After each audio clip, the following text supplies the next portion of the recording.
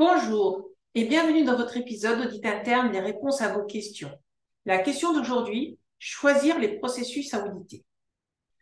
Alors, déjà, les processus à auditer sont issus d'un programme d'audit interne. Ce qu'on voit souvent, c'est tous les processus à la même fréquence sur un cycle de 3 ans, mais c'est pas ça qui est attendu. Le programme d'audit, la fréquence est à adapter en fonction de l'importance des processus, du résultat des audits précédents, des modifications ayant une incidence sur l'organisme. C'est écrit dans l'ISO 9001.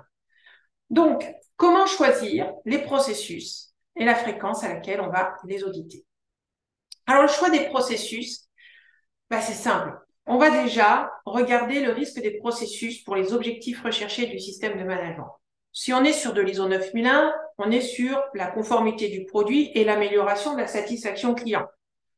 Bien évidemment que les processus commerciaux, services après-vente, production sont les processus les plus impactants par rapport à ces résultats, à ces objectifs-là.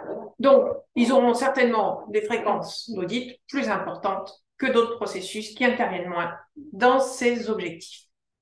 Ensuite, on va regarder les processus en fonction des enjeux et de priorités de la direction.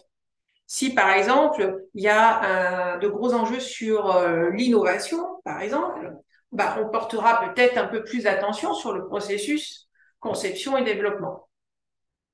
Si on a des grands enjeux commerciaux, on ira effectivement sur un processus commercial. On va ensuite axer le choix des processus en fonction des modifications.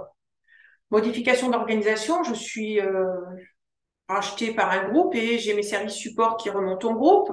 Je vais peut-être auditer cette partie interface avec les services support pour garder la conformité de mon système. J'ai une nouvelle activité, j'ai un nouveau process. Je vais aller auditer pour vérifier que tout se passe comme prévu. Ensuite, ça peut être en fonction des résultats du processus, la non-atteinte d'objectifs ou des dysfonctionnements récurrents.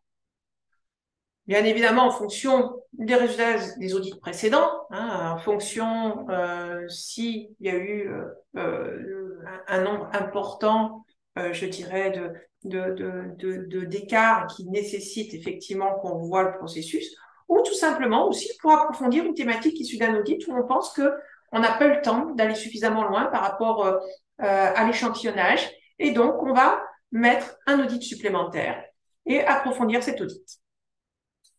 Et qu'en retire-t-on alors?